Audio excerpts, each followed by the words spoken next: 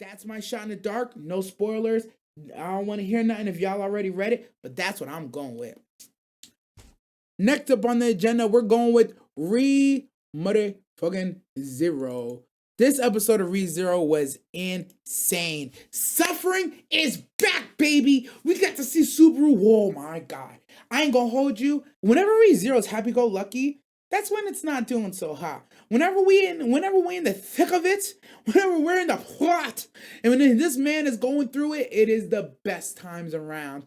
I will say ReZero gets a lot of leeway from me, just like Slime does. Where if ReZero has a couple of yapping ass episodes, I will put up with it because I know the moment we're done yapping, oh, we're going back to suffering. And I feel like, without a doubt, one of Subaru's most gruesome deaths was right in front of our faces. Like, some people will say no, the Puck one from season one was worse. Some people say the Death by a Million Rabbits was worse.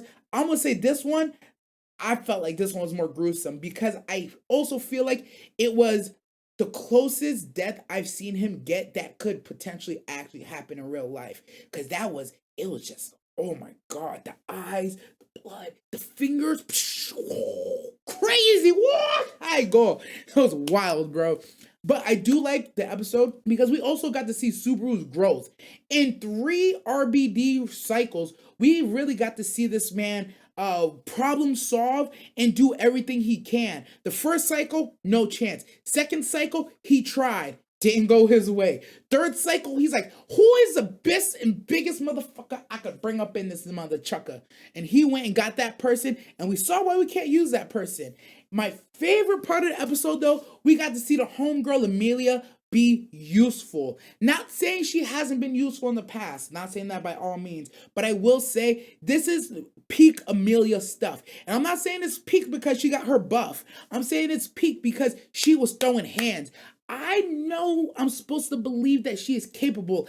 I know that I'm supposed to already know that she can handle herself and do things. But this episode, yo, going toe to toe with the, can I spoil this? Going toe to toe with who she went toe to toe with. Hey man, it was beautiful. It was beautiful. I thoroughly enjoyed it. It's good to see that she don't need Puck all the time, and that like that using him is really a choice. Really a choice. I will say, last thing I'll say, the Reinhardt part was perfect writing because it's very often in the past when we get mad at Subaru, it's like, why didn't you do X, Y, and Z? Why didn't you do this, that, and the other? Why didn't you do A, B, C? And him getting Reinhardt was really like peak thinking. Peak thinking, bro. And to see it not work out, it's like, y'all are smart. Y'all are real smart. Big ups, mad respect for that part. Thoroughly enjoyed it. The next tip we're hopping on, Ranma 1.5. Now this show is like one of the weirdest twists on Freaky Friday I've ever seen in my life. I was wholly unprepared and thoroughly confused in episode 1. By episode 2, I was like, what are we going? Where are we going? What's the next step? And I think they handled episode 2 beautifully. Now, I do know that this is a remake. I never saw the original. So my surprise in episode 1 was blown. Episode 2, I see the shenanigans we're getting into, and I ain't gonna hold you. I got some questions. I got some questions because Ranma is in when Ranma is in one body, I can understand if he's attracted to one thing. When Ranma is in the other body, what is he attracted to? What is he like? What can make his heart thump? What's gonna get his juices flowing? Oh. Pun intended, but not intended, but I stand by what I said. I stand by what I said. I feel like Ranma is gonna be like a fun Tomo-chan style of rom-com where you're gonna get a little bit of hands throwing, you're gonna get some wholesome moments, but you're also gonna get growth in like that little undertone of love. Saram. Oh, actually, that's Korean. Saram is love in Korean. Daisuki. Daisuki, that's Japanese for I like you. Yeah. I'm not sure where it's going, but I'm ready and I'm excited for Ranma. It definitely has my attention, but of all the animes airing right now, I think Ranma has the highest possibility of falling off. I really do. I'm not saying I'm hoping it falls off. I'm not saying that by any means. Really, honestly, I'm not.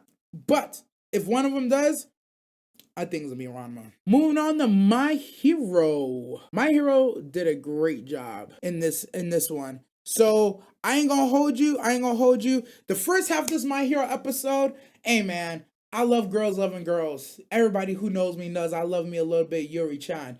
Magical Revo, give me some Witch of Mercury, you know what I mean? I love me shawties loving shawties. But the 14 minutes that we spent in that last My Hero episode, it was beautiful, it was heartfelt, but I really feel like we didn't need all that. If the shawty is really out, like I think I'm supposed to believe that she's done, gone. We're never gonna see her again. But I always say, I hope she's not out. But I already know in anime, we always lose the baddies. The baddest ones always get taken from us, and I don't like that. If she is taken, all right, whatever, so be it. I'm not gonna trip. But at the same time, I would like to see some sort of, way to save her. Let's save her. Like, I definitely I don't want her to, like, go out. I don't. Moving on to the next thug, you freaking All Might, freaking wannabe Tony Stark, Mr. Yo, you give me all of Class 1A's powers, and we about to get that shit up and poppin'. Yo, Quirkless All Might, honestly, might be the best version of All Might. Yeah, am I being boisterous? A little bit. Do I mean what I said? Yes. No, yes, I mean it. I mean what I said. Stop. Relax. I meant what I said. I will say, I said this in the reaction. Quirkless All Might in the suit is like Batman with prep time. Because he knows his opponent, All For One, so well, because he's been watching the students and studying, and because he has an adult fucking brain, let's not forget, he is the best equipped to do what he's doing right now. If anybody else tried to do this against All For One, I would have said, you're fucking dumb, you're crazy, enjoy your deathbed. But because it's fucking Quirkless All Might, this man, of course, is getting the work done, bro. He's chaining stuff together like these kids would never imagine, and he's doing it as a one army of one. It's just him and his wit, bro, just carrying the goddamn fight right now.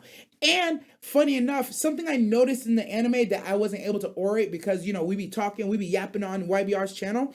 Because of the lack of information that could be passed around, I don't think everyone knows that damaging All For One causes him to de-age faster. Oh shit, spoilers. Whatever, y'all already know spoilers. Sorry.